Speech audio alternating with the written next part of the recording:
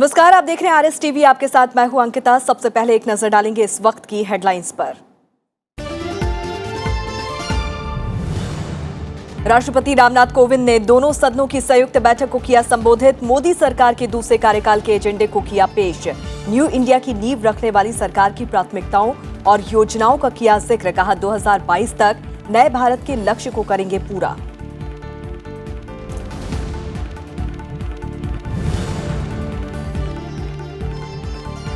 सशक्त, सुरक्षित, समृद्ध और समावेशी भारत के निर्माण की दिशा में आगे बढ़ रही है सरकार। जल्द ही नई औद्योगिक नीति की होगी घोषणा। राष्ट्रीय सुरक्षा सर्वोच्च प्राथमिकता। कहा भविष्य में भी सुरक्षा के लिए उठाए जाएंगे हर संभव कदम।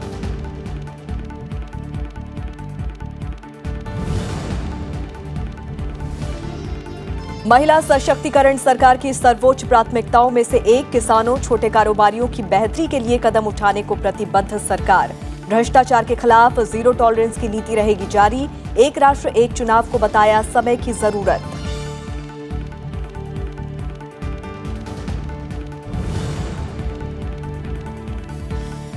संसद की संयुक्त बैठक में राष्ट्रपति के अभिभाषण के साथ आज से राज्यसभा के 249वें सत्र की शुरुआत। सदन में रखी गई अभिभाषण की कॉपी। असम से नवनिर्वाचित 2 राज्यसभा सदस्यों ने ली शपथ। प्रधानमंत्री ने मंत्रिपरिषद के सदस्यों का कराया परिचय।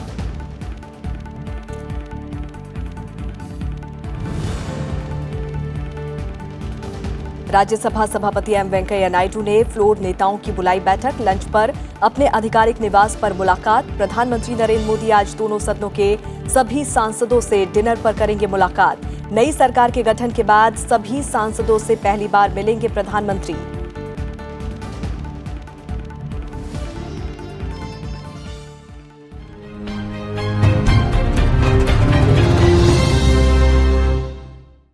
राष्ट्रपति रामनाथ कोविंद ने आज संसद के केंद्रीय कक्ष में दोनों सदनों की संयुक्त बैठक को संबोधित किया। उन्होंने अपने संबोधन में मोदी सरकार के दूसरे कार्यकाल के एजेंडे को देश के सामने रखा। साथ ही उन्होंने सरकार की उन प्राथमिकताओं और योजनाओं का जिक्र किया जिसके जरिए सरकार न्यू इंडिया की नींव रख रही है। राष्ट्रपति ने अपने भाषण में विकास नीति समेत कई बड़े मुद्दों का जिक्र किया, जिसमें राष्ट्रीय सुरक्षा, बुनियादी ढांचे के विकास, सभी को आवास, किसानों की आय दोगुना करने, जल संरक्षण समेत कई महत्वपूर्ण विषय शामिल रहे। राष्ट्रपति ने कहा कि उनकी सरकार सशक्त, सुरक्षित, समृद्ध और सर्वसमावेशी भारत के निर्माण की दिशा में आगे बढ़ रही है और ये यात्रा सबका साथ, सबका विकास और सबका विश्वास की मूल भावना से प्रेरित है। लोकसभा चुनाव में सरकार को मिले स्पष्ट बहुमत पर राष्ट्रपति रामनाथ कोविंद ने सरकार के कामकाज पर जनता की मुहर लगाया। इस चुनाव में देश की जनता ने बहुत ही स्पष्ट जनादेश दिया है। सरकार के पहले कार्यकाल के मूल्यांकन के बाद देशवासियों ने दूसरी बार और भी मजबूत समर्थन दिया है। ऐसा करके देशवासियों ने वर्ष 2014 से चल रही विकास यात्रा को अबाधित और तेज गति से आगे बढ़ाने का जनादेश दिया है। वर्ष 2014 से पहले देश में जो वातावरण था उससे सभी देशवासी भली भांति परिचित हैं। निराशा और अस्थिरता के माहौल से देश को बाहर निकालने के लिए देशवासियों ने 3 दशकों के बाद पूर्ण बहुमत की सरकार चुनी थी।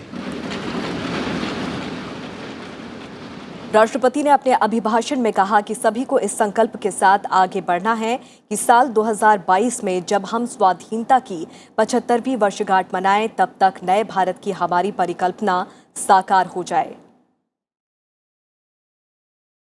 आज़ादी के 75वें साल के नए भारत में किसान की आय दुगनी होगी, हर गरीब के सिर पर पक्की छत होगी, हर गरीब के पास स्वच्छ ईंधन की सुविधा होगी, हर गरीब के पास बिजली का कनेक्शन होगा, हर गरीब खुले में शौच की मजबूरी से मुक्त हो चुका होगा, हर गरीब की पहुंच में मेडिकल सुविधाएं होंगी, देश का हर गांव सड़क संपर्क से जुड़ा होगा, गंगा की धारा अविरल और निर्मल होगी।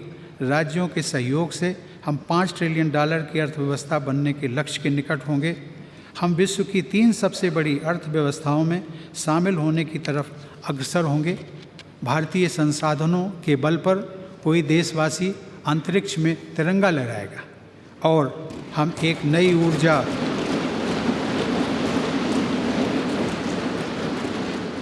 ऊर्जा और आत्मविश्वास के साथ विश्व के विकास को नेतृत्व देने के लिए कदम बढ़ाएंगे। राष्ट्रपति ने अभिभाषण में नए भारत का जिक्र किया। उन्होंने कहा कि सरकार सभी का समान अवसर और विकास का लाभ हर क्षेत्र और समाज की आखिरी पंक्ति में खड़े व्यक्ति तक पहुंचाने के लिए काम कर रही है। नए भारत के स्वर्णिम भविष्य के पथ को प्रशस्त करना मेरी सरकार का संकल्प है। नए भारत के इस पथ पर ग्रामीण भारत मजबूत होगा और शहरी भारत भी सशक्त बनेगा। नए भारत के इस पथ पर उद्यमी भारत को नई ऊंचाइयां मिलेंगी और युवा भारत के सपने भी पूरे होंगे। नए भारत के इस पथ पर सभी व्यवस्थाएं पारदर्शी होंगी और ईमानदार देशवासी की प्रतिष्ठा और बढ़ेगी। नए भारत के इस पथ पर 21वीं सदी के लिए इंफ्रास्ट्रक्चर तैयार होंगे और शक्तिशाली भारत के निर्माण के सभी संसाधन जुटाए जाएंगे। इन्हीं संकल्पों के परिप्रेक्ष्य में 21 दिन के अल्प समय में ही मेरी सरकार ने तेज़ी से किसानों, जवानों, विद्यार्थियों, उद्यमियों, महिलाओं तथा समाज के अन्य वर्गों के कल्याण हेतु कई फैसले लिए हैं और उन पर अमल करना भी शुरू कर दिया है। साथ ही कई नए कानून बनाने की दिशा में भी पहल की गई है। राष्ट्रपति ने कहा कि सरकार राष्ट्रीय सुरक्षा को सर्वोच्च प्राथमिकता देती है। आतंकवाद और नक्सलवाद से निपटने के लिए प्रभावी कदम उठाए जा रहे हैं। सीमा पार आतंकवादी ठिकानों पर पहले सर्जिकल स्ट्राइक और फिर एयर स्ट्राइक करके अपने इरादों और क्षमताओं को दिखाया है। अवैध तरीके से भारत में दाखिल हुए विदेशी आंतरिक सुरक्षा के लिए बहुत बड़ा खतरा है। घुसपैठियों की पहचान की जा रही है। नया भारत संवेदनशील भी होगा और आर्थिक रूप से समृद्ध भी, लेकिन इसके लिए देश का सुरक्षित होना बहुत ज़रूरी है। मेरी सरकार राष्ट्रीय सुरक्षा को सर्वोच्च प्राथमिकता देती है। यही कारण है कि आतंकवाद और नक्सलवाद से निपटने के लिए प्रभावी कदम उठाए जा रहे हैं। सीमा पार आतंकवादी ठिकानों पर पहले सर्जिकल स्ट्राइक और फिर पुलवामा हमले के बाद एयर स्ट्राइक करके भारत ने अपने इरादों और क्षमताओं को प्रदर्शित किया है। भविष्य में भी अपनी सुरक्षा के लिए हर संभव कदम उठाए जाएंगे। राष्ट्रपति ने संबोधन में महिलाओं के मुद्दे पर सरकार की प्रतिबद्धता को दोहराया। अभिभाषण में 3 तलाक विधेयक पर भी राष्ट्रपति ने सांसदों से सहयोग करने की अपील की। ये सोच है कि न केवल महिलाओं का विकास हो बल्कि महिलाओं के नेतृत्व में विकास हो। महिला सुरक्षा को सर्वोच्च प्राथमिकता देते हुए राज्यों के सहयोग से अनेक प्रभावी कदम उठाए गए हैं। महिलाओं के विरुद्ध अपराधों के दंड अधिक सख्त बनाए गए हैं और नए दंड प्रावधानों को सख्ती से लागू किया जा रहा है। देश में हर बहन बेटी के लिए समान अधिकार सुनिश्चित करने हेतु 3 तलाक और निकाह हलाला जैसी कुप्रथाओं का उन्मूलन जरूरी है।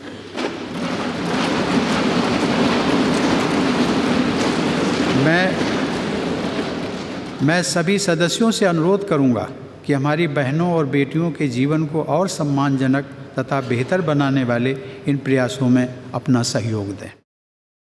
राष्ट्रपति ने कहा कि उनकी सरकार किसानों की आय बढ़ाने के लिए तेजी से काम कर रही है। इसके लिए किसान सम्मान निधि समेत कई योजनाएं चलाई गई हैं। जो किसान हमारा अन्नदाता है उसकी सम्मान राशि की पहुंच बढ़ाते हुए अब प्रधानमंत्री किसान सम्मान निधि को देश के प्रत्येक किसान के लिए उपलब्ध कराने का निर्णय लिया गया।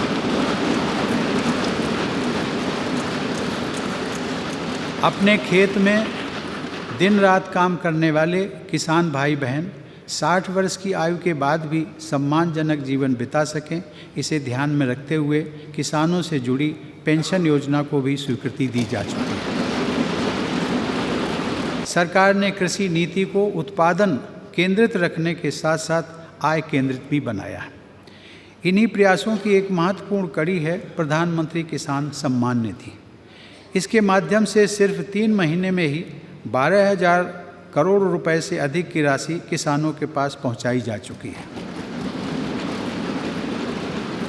हर किसान को इस योजना के दायरे में लाए जाने के बाद अब इस योजना पर प्रति वर्ष लगभग 90,000 करोड़ रुपए खर्च होने का अनुमान है। संसदीय मामलों के संपादक अरविंद कुमार सिंह जी इस वक्त हमारे साथ जुड़ रहे हैं। सीधे रुख करते हैं अरविंद कुमार सिंह जी का। अरविंद जी, आज राष्ट्रपति ने अपने संबोधन में सरकार के 5 साल का जो एजेंडा था वो सामने रखा है। हाँ बिल्कुल अंकिता, आपने ठीक कहा। उन्होंने पहले तो जो पिछला 5 साल जो था उसमें किस तरह की उपलब्धियां रही हैं सरकार की उसको बताया है उन्होंने, और आने वाले समय में जो क्या एजेंडा हो। और उन्होंने जो सबसे महत्वपूर्ण बात जो कही है वो ही कही कि संसद जो है आने वाले दौरान में उन्होंने बाबा साहब अम्बेडकर जो कि संविधान के भी निर्माण के 70 साल होने जा रहे हैं, और उसी तरीके से जो है उन्होंने गांधी जी को कोट करते हुए कहा कि जो सबसे गरीब और कमज़ोर व्यक्ति है वो लक्ष्य होना चाहिए जो पार्लियामेंटेरियन है। और उनका ये भी था कि भाई जो महत्वपूर्ण विधेयक है ख़ासतौर पर ट्रिपल तलाक से लेकर के ये सारे भी विधेयक जो है आने वाले समय में पास होना चाहिए। और अगर आप उनका जो है अगर आप देखेंगे ये 24 पेज की जो स्पीच है जो है पूरी राष्ट्रपति जी की, तो ये पूरा जो है न केवल पिछले जो कार्यकाल के दौरान की जो खास जो कामकाज है उसमें किसान से लेके MSME तक के और जवान से लेकर के और हमारी जो प्रतिरक्षा राष्ट्रीय सुरक्षा का मसला है, ये सारी चीज़ें इसमें समाहित हैं। और चूंकि राष्ट्रपति का अभिभाषण एक बहुत ही महत्वपूर्ण एक गरिमामयी संसदीय कृत्य होता है और इसी के बहाने जो है ये सरकार क्या करने जा रही है वो एक नीति वक्तव्य की तरह होता है जी। और उसी तरीके से ये आज जो है इसके बाद एक महत्वपूर्ण जानकारी ये देना चाहूँगा कि अंकिता की इसमें जो है आने वाले जो 24, 25 और 26 तारीख को राष्ट्रपति जी के अभिभाषण पर के धन्यवाद प्रस्ताव पर बाकायदा राज्यसभा में हमारी चर्चा होगी, उसी तरीके से लोकसभा में भी चर्चा होगी। तो कुल मिलाकर के लोकसभा में तिथि का मुझे अभी नहीं पता है, लेकिन राज्यसभा में ये तारीखें तय हो गई हैं। तो एक व्यापक चर्चा होगी और उस चर्चा में भी अगर आप देखेंगे तो वो चर्चा भी जो होती है बहुत व्यापक होती है। उसमें संसद सदस्य पूरे वैदेशिक मामलों से लेकर के राष्ट्रीय महत्व के किसी भी मामले को उठा सकते हैं। राष्ट्रपति की आलोचना नहीं की जा सकती, लेकिन उसमें सरकार की आलोचना की जा सकती है और बहुत सारे महत्वपूर्ण सुझाव दिए जा सकते हैं। तो कुल मिलाकर के इस तरह से एक महत्वपूर्ण संसदीय कृत्य पूरा हुआ है आज जो। जी चलिए अरविंद सिंह जी, बहुत बहुत शुक्रिया इस तमाम बातचीत के लिए। संसद के संयुक्त बैठक में राष्ट्रपति के अभिभाषण के साथ आज से राज्यसभा के 249वें सत्र की शुरुआत हो गई है। अभिभाषण खत्म होने के आधे घंटे बाद सदन में अभिभाषण की कॉपी रखी गई। अभिभाषण के पूरा होने के आधे घंटे बाद राज्यसभा की अलग से बैठक हुई। राज्यसभा में आज असम से नवनिर्वाचित 2 राज्यसभा सदस्यों ने शपथ ली। अभिभाषण खत्म होने के आधे घंटे बाद सदन में अभिभाषण की कॉपी रखी गई। इसके बाद प्रधानमंत्री मोदी ने मंत्रिपरिषद के सदस्यों का परिचय भी कराया। आज से शुरू हुए राज्यसभा के 249वें सत्र के दौरान कुल 27 बैठकें होंगी। राज्यसभा सत्र के दौरान जून में 7 दिन और जुलाई में 24 दिन बैठकें होंगी। इनमें 21 जून, 12 जुलाई और 26 जुलाई को गैर सरकारी विधेयक रखे जाएंगे, तो वहीं 28 जून और 19 जुलाई को निजी सदस्यों के संकल्प का दिन तय किया गया है। इस बीच राज्यसभा सभापति M वेंकैया नायडू ने लंच पर फ्लोर नेताओं की बैठक बुलाई है। वहीं प्रधानमंत्री नरेंद्र मोदी ने भी आज दोनों सदनों के सभी सांसदों से डिनर का न्योता उनको दिया है। नई सरकार के गठन के बाद ये पहला मौका होगा जब प्रधानमंत्री नरेंद्र मोदी सभी सांसदों से मुलाकात करेंगे। 20 जून से राज्यसभा का 49वां सत्र शुरू हो रहा है। राज्यसभा में आज असम से 2 नवनिर्वाचित राज्यसभा सांसदों ने शपथ ली है। असम गण परिषद के वीरेंद्र प्रसाद वैश्य ने राज्यसभा के सांसद के रूप में शपथ ली, तो वहीं बीजेपी के कामाख्या प्रसाद तासा ने भी राज्यसभा के सांसद के रूप में शपथ ली। वीरेंद्र प्रसाद वैश्य और कामाख्या प्रसाद तासा असम की 2 राज्यसभा सीट के लिए निर्विरोध निर्वाचित हुए हैं। मैं वीरेंद्र प्रसाद वैश्य राज्यसभार सदस्य निर्वाचित होवात ईश्वर नामत शपथ लय कওঁ जे विधिर द्वारा स्थापन करा भारतर संविधाনৰ प्रति मैं प्रकृत विश्वास निष्ठा पोषण करिम। मैं भारतर प्रभुत्व और अखंडता अक्षुण्ण राखिम। মই গ্ৰহণ কৰিব ধৰা কৰ্তব্য শ্ৰদ্ধাপূৰ্বক নিৰ্বাহন কৰিম। মই শ্ৰী কামাখ্যা প্ৰসাদ তাছা ৰাজ্যসভাৰ সদস্য নিৰ্বাচিত হোৱাত ঈশ্বৰৰ নামত শপত খাই কওঁ যে বিধিৰ দ্বাৰা স্থাপনা কৰা ভাৰতৰ সংবিধানৰ প্ৰতি মই প্ৰকৃত বিশ্বাস আৰু নিষ্ঠা পোষণ কৰিম। মই ভাৰতৰ প্ৰভুত্ব আৰু অখণ্ডতা অক্ষুণ্ণ ৰাখিম আৰু মই গ্ৰহণ কৰিব ধৰা কৰ্তব্য শ্ৰদ্ধাপূৰ্বক নিৰ্বাহন কৰিম। और अब खबर बजट से जुड़ी खास कवरेज की।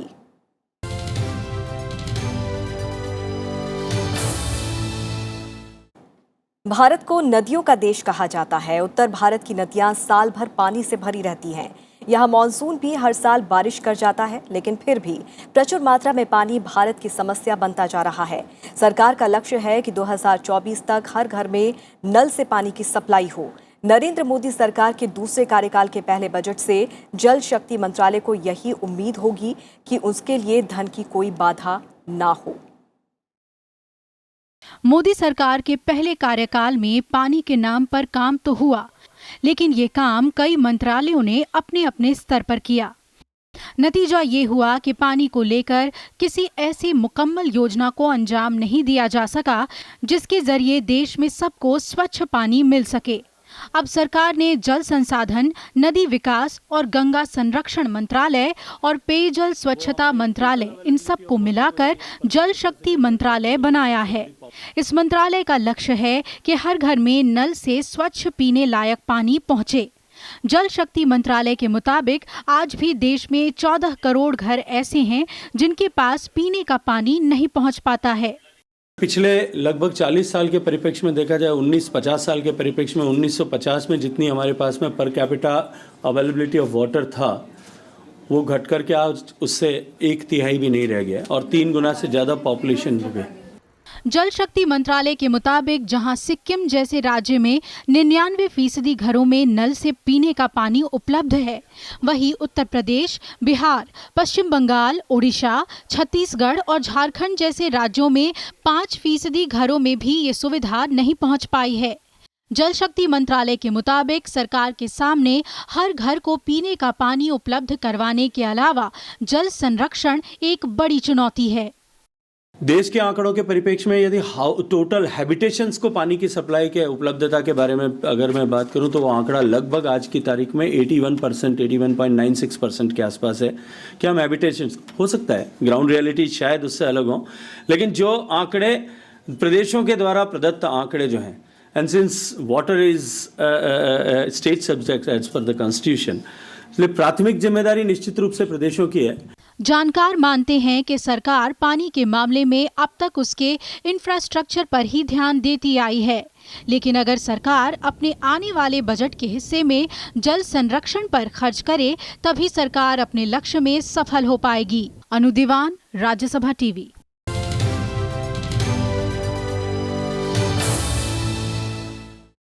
मुजफ्फरपुर में दिमागी बुखार यानी कि AES सिंड्रोम से बच्चों की मौतों का सिलसिला थम नहीं रहा है। मुजफ्फरपुर और इसके आसपास के इलाकों में अब तक करीब 127 बच्चों की मौत हो चुकी है और 300 से ज्यादा बच्चे गंभीर रूप से बीमार हैं। बीमारी के कारण और उपाय खोजने के लिए सेंट्रल टीम भी बीती रात मुजफ्फरपुर पहुंच गई है। राज्यसभा टीवी की टीम ने भी जमीनी हालात का जायजा लिया। देखिए एक खास रिपोर्ट। बिहार के मुजफ्फरपुर और आसपास के इलाकों में एक्यूट इंसेफेलाइटिस सिंड्रोम यानी चमकी बुखार की वजह से बच्चों की मौत का सिलसिला जारी है। जब से ये मामला सामने आया है तब से यही कहा जा रहा है कि लीची खाने से बच्चों की मौत हो रही है। ऐसे में लोग लीची खाने से घबरा रहे हैं, लेकिन डॉक्टरों का कहना है कि इस बुखार की वजह से हो रही बच्चों की मौत की असली वजह लीची नहीं बल्कि कुपोषण के साथ गर्म और उमस भरा मौसम है। आज इतनी गर्मी, ह्यूमिडिटी इस जगह पे बहुत ज़्यादा है, अभी 60, 70, 80 ह्यूमिडिटी रह रही है। और हम लोगों ने देखा है जो रात का खाना बिना खाए वो सो जाते हैं, 4 बजे खाना खाए, 5 बजे खाए और सो गए, रात में वो खाना नहीं खा रहे हैं। और ये सारा सिम्टम जो सुबह में होता है, कन्वल्सन जिसको हम चमकी यहाँ की भाषा में बोलते हैं, बुखार और बेहोशी, इसी से वो शुरू हो रहा है। इसका असर लीची से गुलजार रहने वाले मुजफ्फरपुर के बाजारों पर भी पड़ा है। लीची खाने से कोई दिक्कत नहीं है, कोई बीमारी नहीं है लीची से। गर्मी से हो रहा है, लीची कैसे बीमारी नहीं हो रहा है। बारिश हो रहा है, हाँ एकदम बिक्री घट गया है। अभी बिक्री होना चाहिए 200 और 250 रुपये, 100 अभी बिक्री चल रहा है 60-70, कभी 100 बिकता ही नहीं है। डेली 1000-2000 फेंक कर जाते हैं, एकदम पूंजी पर लॉस जा रहा है। पेड़ का पेड़ सूख गया एकदम जड़। हाँ चमकी के चक्कर में बहुत लॉस है, अफवाह फैलाया तो लॉस होगा नहीं, बहुत ज्यादा लॉस हुआ। दरअसल विशेषज्ञों के अनुसार बिहार के मुजफ्फरपुर और आसपास के इलाकों में कुपोषण की भयावह स्थिति का भी पता चला है। कुपोषण का शिकार होने की वजह से शरीर में आयरन की कमी हो जाती है। यह भी इस इलाके की बड़ी समस्या है। गरीब परिवार के कुपोषित बच्चे दिन भर भीषण गर्मी में भी लीची के बाग में जाते हैं और आधी कच्ची आधी पकी सड़ी गली जैसी भी लीची मिलती है बड़ी तादाद में खा लेते हैं और शाम को घर वापस आकर बिना खाना खाए ही सो जाते हैं। ऐसे में बच्चों में एक्यूट इंसेफ्लाइटिस सिंड्रोम के गंभीर लक्षण देखने को मिल रहे हैं। एक इम्पॉर्टेंट जो है, लीची से सिर्फ हाइपोग्लाइसीमिया एक्सप्लेन हो सकता है। जैसे हमारे बच्चों में ग्लूकोज की कमी मिल रही है, ये लीची से एक्सप्लेन हो सकता है। लेकिन हमारे बच्चों में और भी तो डिरेजमेंट है, जैसे सोडियम की कमी होती है, सोडियम अधिक भी हो जाते हैं, पोटाशियम भी बहुत बढ़ जाते हैं, डिहाइड्रेशन हो जाते हैं। ये लीची से एक्सप्लेन सिर्फ नहीं हो सकता है। द लैंसेट नाम की मेडिकल जर्नल में प्रकाशित एक रिसर्च की माने तो लीची में प्राकृतिक रूप से पाए जाने वाले टॉक्सिन पदार्थ होते हैं जिन्हें हाइपोग्लाइसिन ए और MPCG कहा जाता है। ये शरीर में फैटी एसिड मेटाबॉलिज्म बनने में रुकावट पैदा करते हैं। इसकी वजह से ही ब्लड शुगर लो लेवल में चला जाता है, जिसे हाइपोग्लाइसीमिया भी कहते हैं, और मस्तिष्क संबंधी दिक्कतें शुरू हो जाती हैं। यही वजह है कि अगर कोई स्वस्थ बच्चा लीची खाता है तो उसे एक्यूट इंसेफ्लाइटिस सिंड्रोम का खतरा नहीं होगा, लेकिन कुपोषित बच्चे में इसका खतरा बढ़ जाएगा। मुजफ्फरपुर से पंचानन मिश्रा, राज्यसभा टीवी। मुजफ्फरपुर के श्री कृष्ण मेडिकल कॉलेज के अधीक्षक सुनील कुमार शाही ने माना है कि चमकी या इंसेफेलाइटिस से निपटने की बेहतर तैयारी की जरूरत थी, लेकिन उन्होंने राज्यसभा टीवी से खास बातचीत में लीची का बीमारी से सीधा संबंध नहीं होने से लेकर अब बच्चों की जिंदगी के बचाव के पुख्ता इंतजामों की जानकारी हमारे संवाददाता पंचानन मिश्रा को दी। शाही जी, मामला तो बहुत गंभीर है, काफ़ी दिनों से आप भी लगे हुए हैं। ये कोशिश की जा रही है कि कारण भी पता लगाया जाए, बच्चों को भी बचाया जाए। क्या अपडेट है अभी? स्थिति तो गंभीर है। इस अस्पताल में अभी तक 95 बच्चों को हम लोगों ने खोया है। देखा है, जो एक फाइंडिंग जो इन्वेस्टिगेशन में आता है वो हाइपोग्लाइसीमिया आ रहा है। कहीं पर अगर PSC पर यहाँ पे ब्लड शुगर होते ही उसको ग्लूकोज दे दिया जाता है बोलस में, वो बच्चे जल्द से जल्द रिकवर कर रहे हैं। कारणों का खोज हो रहा है, खोज चल रहा है, कारण खोज होते रहे, हम बच्चों का इलाज कर रहे हैं। एक क्योंकि माल नरिशमेंट भी कहा जा रहा है और अधिकतर बच्चे क्योंकि सरकारी अस्पताल है तो गरीब बैकग्राउंड के ही है, तो उनकी गर्मी लगना या फिर मौसम का जो बहुत गर्म मौसम है, साथ में कुछ बातें कही जा रही है कि लीची का भी बुरा असर है, इन तीनों पर एक रोशनी डाली है। 70-80 ह्यूमिडिटी रह रही है, इसमें बच्चे को पसीना चलता है, बच्चे धूप में निकलते हैं, 9 दिन में पानी पी पाते हैं, न खाना खा पाते हैं, तो इस परिस्थिति में उसको दिक्कत होती है। तो ये लक्षण हाइपोग्लाइसीमिया के हम लोग को मिलते हैं। इसको अपने स्तर से, सरकार के स्तर से और सभी NGOs को मेरा ये अनुरोध रहा है कि गांव-गांव में ये प्रचार हो कि बच्चों को धूप में नहीं निकलने दें, पानी पिलाएं, नहलाएं, शाम सुबह का खाना जरूर खिलाएं उसको, रात के सोने के समय एक बार खाना जरूर खिला दें उसको। तो ये जो भ्रांति है क्या लीची वाली बात, या इसमें कुछ सच्चाई है? लीची पिछले साल भी कोई केसेस नहीं हुए थे इस तरह से, लीची पिछले साल भी थी। एक घर से एक बच्चे को अगर हो जाता है तो दूसरे बच्चे भी तो लीची खाए रहते हैं, उनको क्यों नहीं होता? इसीलिए ये एक भ्रांति है। लोग इस पर भी रिसर्च कर रहे हैं और रिसर्च चले, लेकिन लीची एक कॉज है, ये नहीं। इंसेफ्लाइटिस के जो मामले हैं वो गंभीर चिंता का विषय मुजफ्फरपुर में बने हुए हैं, लेकिन अब उम्मीद यही की जा रही है कि इन पर रोक लगे। मौसम का भी इंतजार है कि मौसम में कुछ बारिश होगी, कुछ मौसम ठीक होगा तो ये मौतें रुक सकती हैं। लेकिन जो बड़ी बात है कि प्रोएक्टिव अप्रोच अपनाने की बात अब पहली बार कही गई है कि अब अगली बार के लिए जो तैयारी है वो और बेहतर की जाए। मुजफ्फरपुर से अमरिंदर के साथ पंचानन मिश्रा, राज्यसभा टीवी। और अब बात करते हैं क्रिकेट विश्व कप की।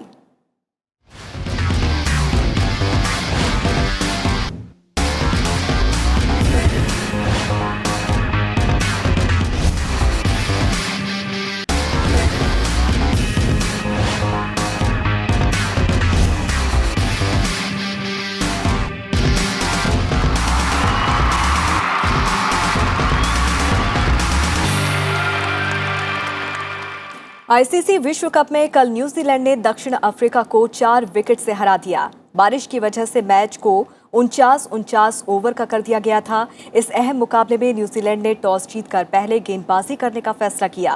पहले बल्लेबाजी करते हुए दक्षिण अफ्रीका की टीम ने 49 ओवर खेलकर 6 विकेट खोकर 241 रन बनाए। न्यूजीलैंड ने 6 विकेट खोकर 245 रन बनाकर लक्ष्य हासिल कर लिया। न्यूजीलैंड के कप्तान केन विलियमसन ने नाबाद 103 रनों की शानदार पारी खेली, जिसके लिए उन्हें मैन ऑफ द मैच चुना गया। विश्व कप में आज ऑस्ट्रेलिया और बांग्लादेश के बीच अहम मुकाबला खेला जाएगा। आज दोपहर 3 बजे दोनों टीमें नॉटिंघम में ट्रेंट ब्रिज में आमने सामने होंगी। प्रधानमंत्री नरेंद्र मोदी ने वीडियो जारी कर ध्यान के फायदे बताए हैं। खबर दोपहर में इतना ही और हम आपको छोड़े जाते हैं इस वीडियो के साथ। आप देखिए इस आसन के हैं कितने सारे फायदे। नमस्कार।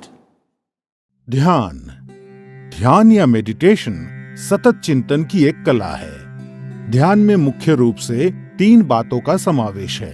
बाहरी वस्तुओं और आंतरिक अवस्था से अनभिज्ञ हो जाना, उस वस्तु के प्रति निरंतर जागरूकता जिस पर ध्यान केंद्रित किया गया है, और दूसरे मानसिक परिवर्तनों पर सहज रोक या उनसे प्रभावित ना होना। ध्यान आपको शांति और आंतरिक सद्भाव खोजने में मदद करता है। सबसे पहले आप पद्मासन में बैठ जाएं, जो कि एक ध्यानात्मक आसन है। पद्मासन के अलावा ध्यान दूसरे ध्यानात्मक आसन जैसे सुखासन या वज्रासन में भी किया जा सकता है। जो जमीन पर बैठने में असमर्थ हैं, वे कुर्सी पर बैठकर अभ्यास कर सकते हैं। पद्मासन में बैठते समय सुनिश्चित करें कि आपका मेरुदंड आरामदायक स्थिति में सीधा हो, भुजाएं और कंधे ढीले हों, सर हल्का सा ऊंचा और आंखें बंद हों। अपने मेरुदंड को सीधा रखने में आप दीवार का सहारा ले सकते हैं। अब अपने हाथों को ध्यान मुद्रा में लाने के लिए सुनिश्चित करें कि आपकी उंगलियां आपस में जुड़ी हुई हों। अब अपनी बाईं हथेली को अपने पेट के पास लाते हुए अपनी बाईं टांग पर रखें और अपनी दाईं हथेली को अपनी बाईं हथेली के ऊपर रखें। ये ध्यान मुद्रा है। सुनिश्चित करें कि आपका पूरा शरीर तनाव मुक्त और आरामदायक स्थिति में हो। सर से पैर तक अपने शरीर के प्रति जागरूकता बनाएं। ये आपका ध्यान बाहरी वस्तुओं और विकृति से दूर करेगा और अंदर की ओर आकर्षित करेगा। अब आप सांस लेने और छोड़ने की प्रक्रिया की ओर जागरूकता बनाएं। अपनी सांसें गहरी और धीमी रखें। इस प्रक्रिया को तब तक जारी रखें जब तक कि आपकी सांसें कम ना हो जाएं।